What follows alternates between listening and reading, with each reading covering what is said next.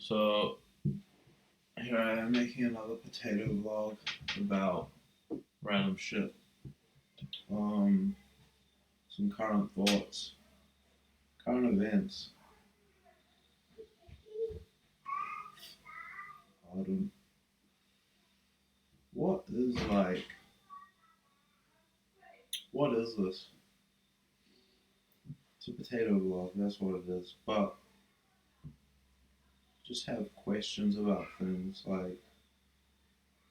don't know. I feel like this channel is gonna appeal to people who are just like wipeouts or burnouts or losers or just outcast material, like not with the rura. It's gonna get eerily philosophical and just crazy, really, just insanity. Not that I am insane, but I feel like everybody is spectrum for having a few loose screws, and I upload whatever I want, whenever I want. So let's make it cool. What do I want to talk about? I think I want to talk about the actual predicament of humanity, which is like a interlaced grid of Cloud Fiesta, what is going on. The way I see it, basically, life is a single player game. I mean, you can be a part of a team sport, but the reason you're doing it is solely to focus on one's own improvement or one's own enjoyment. Something I find strange. So we're like a cooperative, competitive species, but no one can actually draw the line as to where the cooperation ends and the competition begins. If you really think about it, like, are people nice because they're nice? They like to cooperate? Or are people nice in a competitive way where they expect something after their niceness? It's the whole altruistic, competitive dichotomy. And uh, biologists have looked into this for years and can't really find the answer. Like, I saw a recent scientific article posing the question, like, are the manners that we use, please, thank you, sorry, are they strategic markers for resource acquisition in a civil way?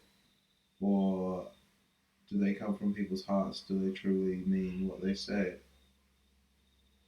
Anyway, I know that's random as fuck, but this is Lens Connect, and this is what I'm about. What I'm not about is pretty much anything that is in the way of what I want to do. Like, I'm a self defined, highly creative person, and this whole society is a cookie cutter for conformity en masse. Like, that's what product is it's conformity. Do you have X? Do you have Y? Do you have the girlfriend, the car, the house? You know, all those other shallow material things that are fundamentally empty as soon as you get them due to hedonic adaptation. Hedonic adaptation, by the way, and this is what this channel's for, is just learning things. Please learn things from me. Random things that make no sense but make a lot of sense when you think about them. Hedonic adaptation is the propensity to become accustomed to what is accustomed, ritualized, and habitualized to your current situation. It's kind of like a divine discontent. Like, say I got a new iPhone, the iPhone 16. In 4 weeks, it would no longer have the same dopaminergic pull on me as it did when I was initially seeking that reward, when I was earning the money to purchase it, for example. And that's hedonic adaptation. So people spend their whole lives building up to a house, a car, a perfect wife, perfect children. This aim at perfection historically it's gone on with massive hoarding of stuff. Everyone knows someone who just has way too much stuff, just guff, just stuff everywhere, like property, resources, knickknacks, things they don't really need, but that they thought at the time would fulfill them, would fulfill that deep down nothing, horrible, nihilistic place in you and in me that every human has, where nothing matters and where nothing matters, and that's like a void in meditation, which I practice. That's a void, and that's something to be reconciled spiritually, not by buying more stuff. You know what I'm saying? Anyway, the hedonic adaptation occurs, and then you're left at 40 with all of this shit, and your life's a shit show. And then you have to go out and put on a face like, I did it. I'm the man. My time isn't worth that. I've told myself my time is worth more than that, as should everyone, even if it's not. I got a good tip from Naval Ravikant, who is that angel investor who, it appears to me, spent the first 20 years of his life, his working life, having to produce an income as a business person. And he's an extremely successful business person, and I can't take that from him, nor would I want to. But it seems like the 10 years after that, he had to really decondition himself from a lot of what he put himself through, the stress, the headaches, XYZ, just to find a baseline of happiness.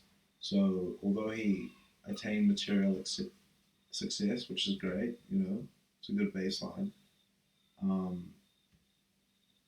what he experienced was that it didn't give him that fulfillment, just like I'm saying. And he moved to a more minimalistic, kind of contemplative approach while still running and being a part of certain organizations, which is cool. And yeah, what I learned from him was basically value your time, even if your time's not valuable, because you only have one life, and it's kind of a single player game.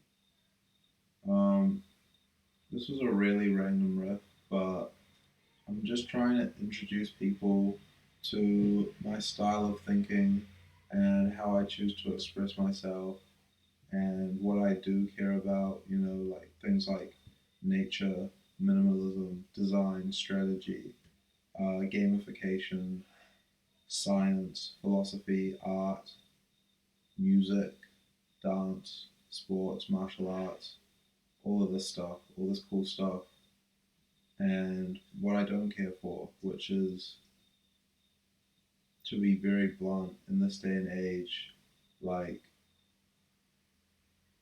a conformity that is to the detriment of self and who we are as human beings. Thank you very much for watching.